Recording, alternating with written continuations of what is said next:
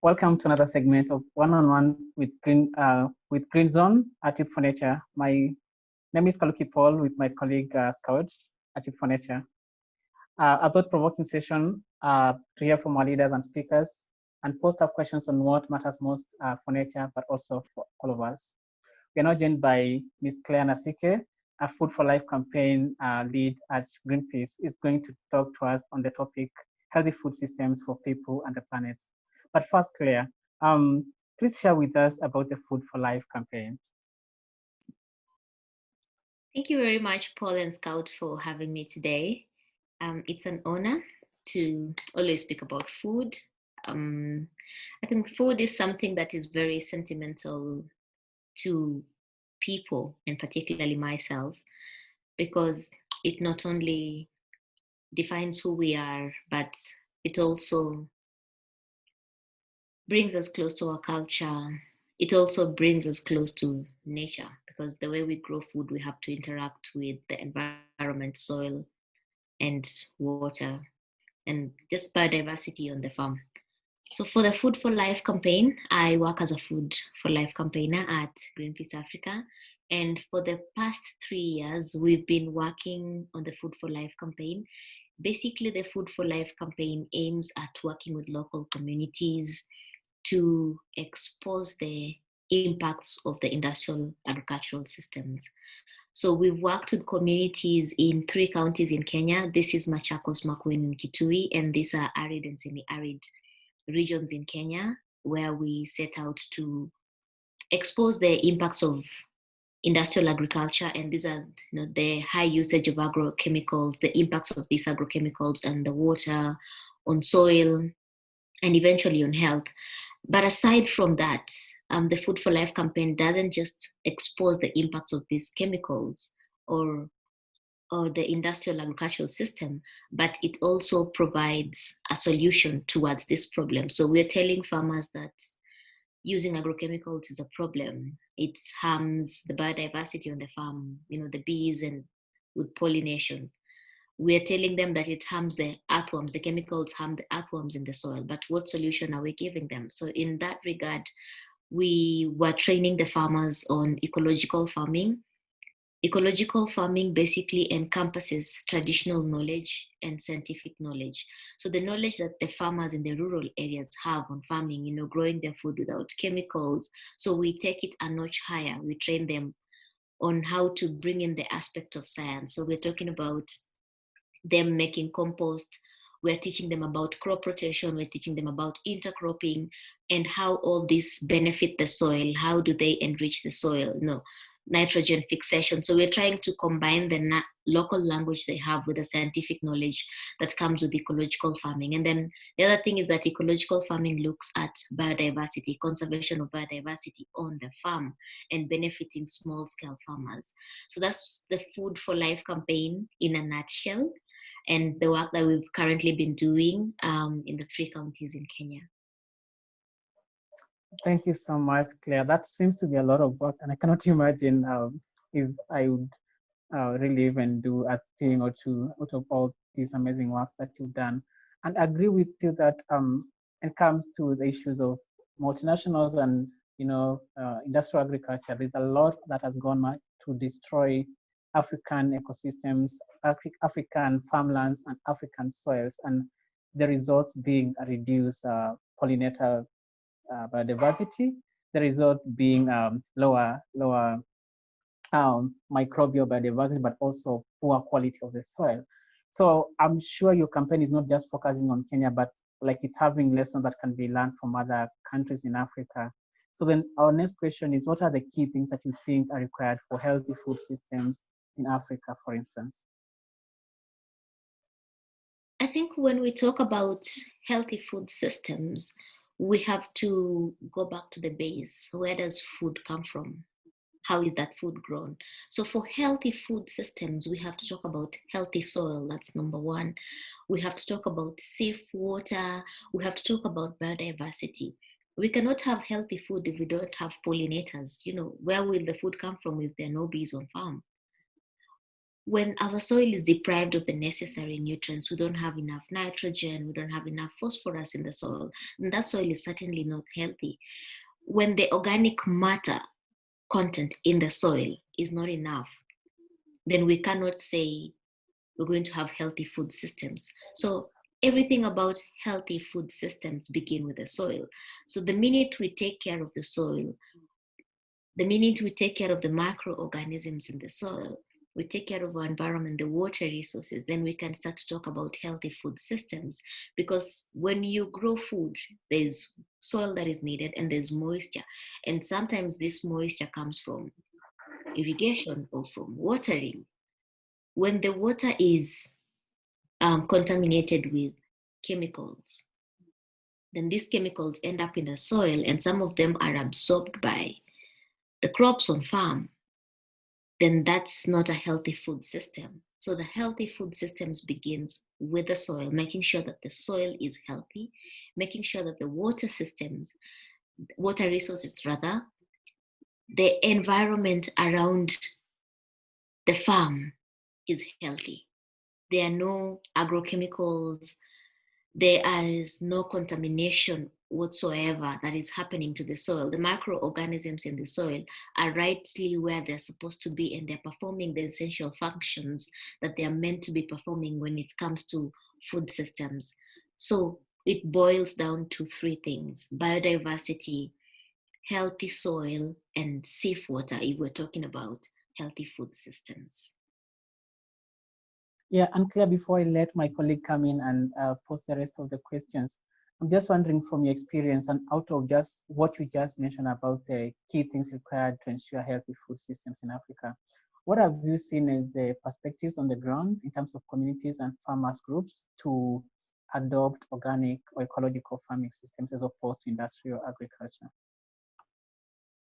I think from my experience of working with the farmers the past 3 years, I've learned that there are misinformation that is normally presented to the farmer about agrochemicals. Most of these farmers buy the agrochemicals without knowledge that these agrochemicals are harmful to them, one, and are harmful to the soil and the water that they use for growing their crops.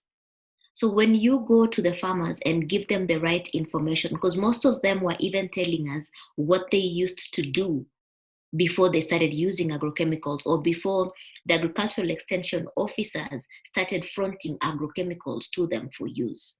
So they would tell us something like, oh, whenever we had aphids on our vegetables, we would use chili. Some of them are even showing us some of the plants they used to use, like wild plants they used to use for controlling pests and diseases on their farms. So you get to learn a lot about how these farmers used to take care of the biodiversity on the farm, how they used to nurture their farms. You know, they didn't kill all the organisms, because on the farm, some organisms are beneficial, some are harmful. So when you kill all the beneficial organisms, then certainly you are exposing your crops to attack. So they were showing us ways in which they used to grow crops in line with nature. But now came the agrochemicals and they're being told, oh, you have aphids on your farm, take this. Oh, your crop yields are not doing well. Also, they are given a certain kind of fertilizer. Instead of being told, your soil is low on nutrients, this is how you build the nutrient capacity in the soil, and you do it for this period of time. Instead, they're being given short-term solutions like, application of fertilizers. So they apply fertilizers today for 3 months, they get high yields, and then the next day or the next month, the soil has no nutrients. What do they do again? Fertilizers. So it becomes a continuous process, but then that process ends up harming the soil microorganisms, because also continuous usage of fertilizers can lead to soil acidification.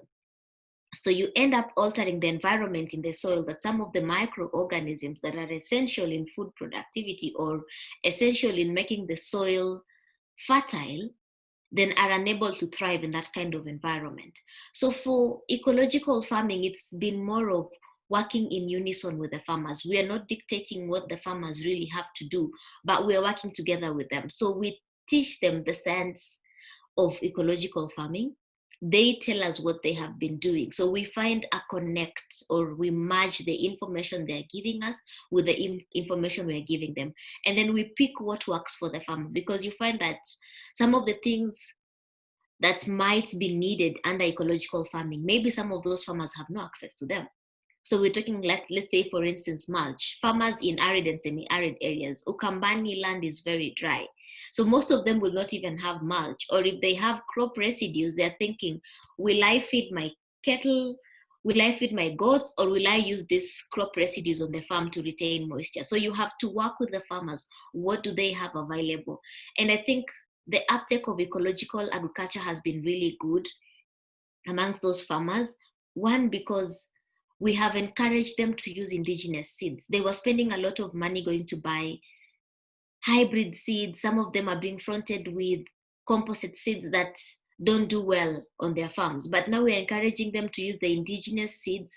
We're encouraging them to conserve the biodiversity on the farm, to increase the soil fertility using compost. We're teaching them how to make compost and use it. And then once we teach them how to do that, they're also learning from one another.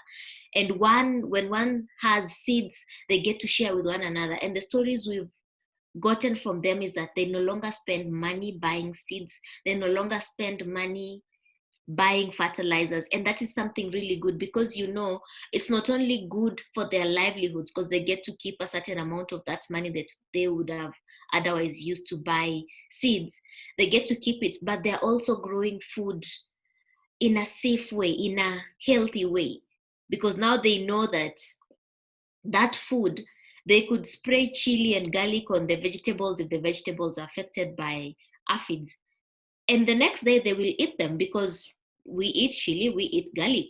So they don't have to worry about their health. And I think that's the one thing that has come out strongly of our work for the past 3 years. The farmers are really happy that they don't have to use the chemicals to grow food.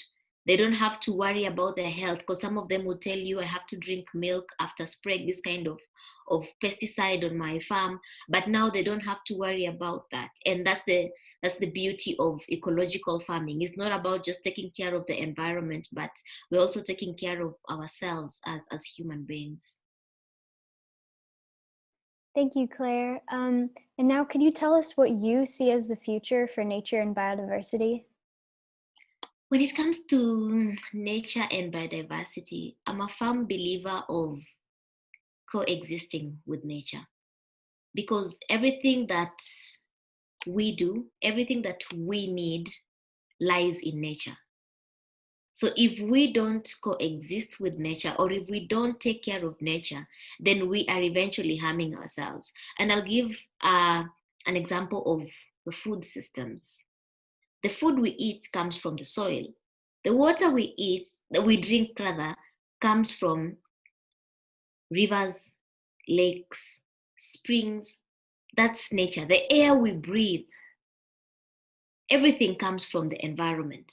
So if we don't coexist with nature, then we are certainly harming ourselves. So for the future of nature and biodiversity, I think it's important for us to start taking care of our surroundings. It's important for us to connect with our surroundings through our little acts. It could be like, I enjoy teaching farmers ecological farming. It could be something like that, helping those farmers build the biodiversity on their farms, training them on the importance of biodiversity conservation on the farm. So the future of nature and biodiversity literally lies in us taking care of our environment, conserving our environment, the little that is around us, making sure that we are not harming the bees, as much as we might tend to think sometimes that they're not useful.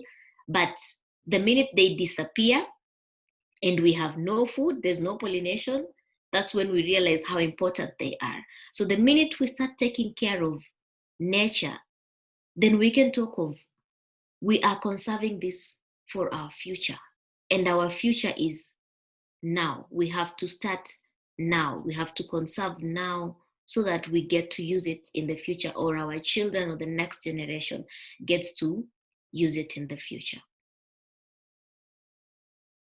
Thanks. So what action are you taking to be part of the solution? I am very passionate about agroecology.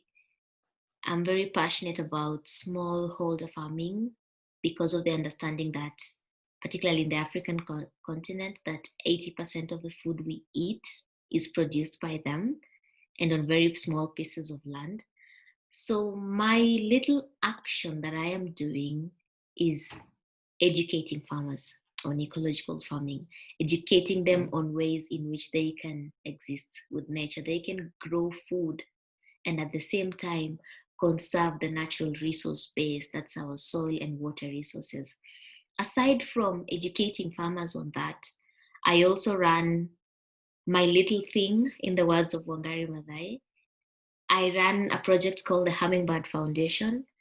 So the Hummingbird Foundation basically aims at providing nutritious vegetables to school-going children in the informal settlements in Nairobi. But it doesn't stop at providing the nutritious vegetables. We go a step further as teaching these kids how to grow food in a safe and healthy way, teaching them about soil. Why should the soil be healthy? Teaching them about water. So essentially, I teach young kids agroecology, teaching them about indigenous foods, biodiversity, the importance of biodiversity. Most kids in urban areas, the vegetables they know are probably cabbage, spinach, and kales. We call it sukuma wiki in Kenya. So I'm taking this a notch higher and teaching them that we don't have only this type of vegetables in Kenya. We've got various varieties of vegetables. We've got the indigenous vegetables, and this is all about biodiversity. Once they learn about this biodiversity, then they're able to share with their friends. They know, these are the kind of vegetables we have in Kenya. These are indigenous varieties, and these are the benefits of this and this and this. This is how they grow in the soil. It's all about teaching them a comprehensive aspect about environment, food productivity, and just getting to have fun because they're children. They get to have fun with the soil, learn about the soil microorganisms and all that. So that's my little thing or my little action towards ensuring that there's a future for nature and biodiversity. Aside from that hands-on approach, I also write. I write a lot about environment, about food, about chemicals and the impact of these chemicals on the environment. So through writing, I hope that people can read and get to understand from a science perspective how these chemicals are harming our environment, how they're harming us, and what we can do. We just don't talk about the effect of those chemicals, but then how do we counter the effect of these chemicals? How do we make sure that how we grow our food, like all the actions that we take in regards to environment are countering the effects of this? It could be planting trees, it could be carrying out intercropping on your farms, growing different kinds of crops on your farms to make sure that biodiversity thrives on that kind of environment.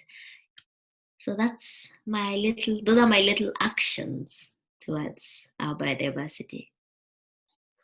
Indeed, look, Claire. I think yours is a story that is as inspiring as it is calling people to action, and the many little things that you're doing to inspire like a new generation of change makers, but also empower local groups and local farmers to actually take up ecological farming. That is already like a devotion really towards humanity.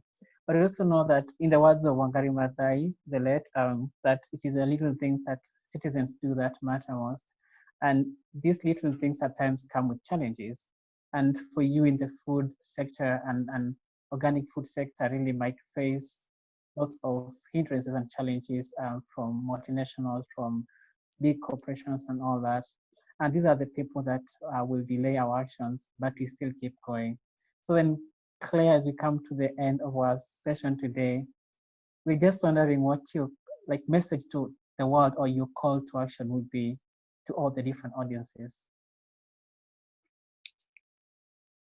It's very difficult to summarize something you're passionate about or to say it in few words. But my call to action will be, it's our little acts put together that count. So if you as Paul, you are teaching farmers ecological farming in your home area, I am doing the same and Scout is doing the same. Those little efforts combined are key in making sure that we conserve biodiversity, that we protect our environment. We can't sit back and say that because Paul is the environmentalist, Paul is gonna do it. We all have to do something.